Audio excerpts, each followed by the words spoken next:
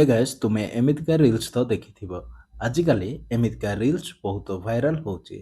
ଆଜିର ଏହି ଭିଡିଓରେ ମୁଁ ଦେଖେଇବି ବିଏନ୍ ଆପ୍ଲିକେସନରେ ଏମିତିକା ରିଲ୍ସ କେମିତି ଏଡିଟିଂ କରିବ। ପ୍ରଥମେ ଭିଡିଓର ଇମେଜଟାକୁ ସ୍କ୍ରିନଶଟ୍ ନେଇଯିବେ। ଓକେ, ମୁଁ ସ୍କ୍ରିନଶଟ୍ ନେଇଗଲି। ସ୍କ୍ରିନଶଟ୍ କଲା ପରେ ଆକୁ ମୁଁ ଜଷ୍ଟ କଟ୍ କରିଦେବି।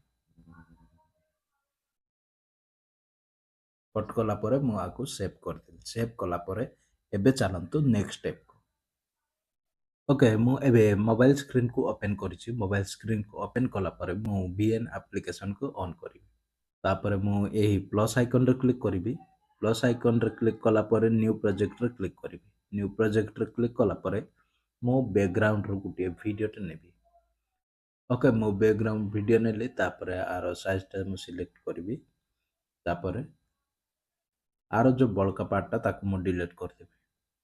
ଡିଲିଟ୍ କଲା ପରେ ଆର ବ୍ୟାକଗ୍ରାଉଣ୍ଡ ମ୍ୟୁଜିକଟାକୁ ମୁଁ ରିମୁଭ୍ କରିଦେବି।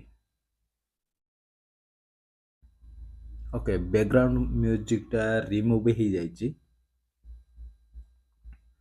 ତାପରେ ମୁଁ ଏଇଥିରେ ଗୋଟିଏ ଇମେଜଟା ଆଡ୍ କରିବି। ଯେଉଁ ଭିଡ଼ିଓଟା ମୁଁ ନେବି ସେହି ଭିଡ଼ିଓର ମୁଁ ସ୍କ୍ରିନଶଟ୍ ରଖିଥିଲି। ଏହି ଇମେଜଟା ମୁଁ ନେଲି। ନେଲା ପରେ ଇମେଜର ବ୍ୟାକଗ୍ରାଉଣ୍ଡଟାକୁ ମୁଁ ରିମୁଭ୍ କରିଦେବି। ଓକେ, ଇମେଜର ବ୍ୟାକଗ୍ରାଉଣ୍ଡଟା ମୁଁ ରିମୁଭ୍ କଲି। ଏହି ଇମେଜର ଯେଉଁ ସବୁ ପାର୍ଟ ଗୁଡ଼ିକ କଟିଯାଇଛି ସେ ପାର୍ଟ ଗୁଡ଼ିକ ଟିକେ ଜଷ୍ଟ ରିକଭର କରିଦେବା। ଓକେ, ସବୁ ଯାକ ରିକଭର କଲି। ରିକଭର କଲା ପରେ ଆକୁ ଡନ୍ କରିଦେବା। ଡନ୍ କଲା ପରେ ସ୍କ୍ରିନରେ ଫିଟ୍ କରିଦେବା। ସ୍କ୍ରିନରେ ଫିଟ୍ ହେଇଗଲା। ବର୍ତ୍ତମାନ ଇମେଜଟା ସ୍କ୍ରିନରେ ଫିଟ୍ ହେଇଛି। ଏହି ଇମେଜଟାକୁ ଜଷ୍ଟ ଟିକେ ଆଗକୁ ଆଣିବା। ଏତିକିରେ ରଖିଦେବା। ତାପରେ ଏଇଥିରେ ଏହି ଇମେଜର ଭିଡ଼ିଓଟାକୁ ଆଡ୍ କରିବା। ଏହି ଭିଡ଼ିଓଟା ମୁଁ ଏଇଥିରେ ଆଡ୍ କରିବି। ଭିଡ଼ିଓର ବ୍ୟାକଗ୍ରାଉଣ୍ଡ ମ୍ୟୁଜିକଟାକୁ ମୁଁ ରିମୁଭ୍ କରିଦେବି। ଭିଡ଼ିଓର ବ୍ୟାକଗ୍ରାଉଣ୍ଡ ମ୍ୟୁଜିକଟାକୁ ମୁଁ ରିମୁଭ୍ କରିଦେଲି। ଭିଡ଼ିଓଟାକୁ ଏବେ ସ୍କ୍ରିନରେ ଫିଟ୍ କରିଦେବା। ସ୍କ୍ରିନରେ ଫିଟ୍ କରିଦେଲି। ଫିଟ୍ କଲା ପରେ ଏଥିରେ ମୁଁ କି ଆଡ୍ କରିବି।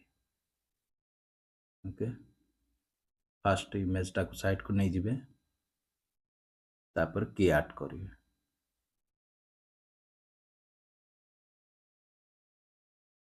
ଓକେ ଓକେ, ବର୍ତ୍ତମାନ ଆମର ଭିଡ଼ିଓଟି ରେଡ଼ି ହେଇଯାଇଛି। ଏଇଟା ବହୁତ ଲଙ୍ଗ ହେଉଛି ତ ମୁଁ ଆକୁ ଜଷ୍ଟ ଟିକେ ଛୋଟ କରିଦେବି।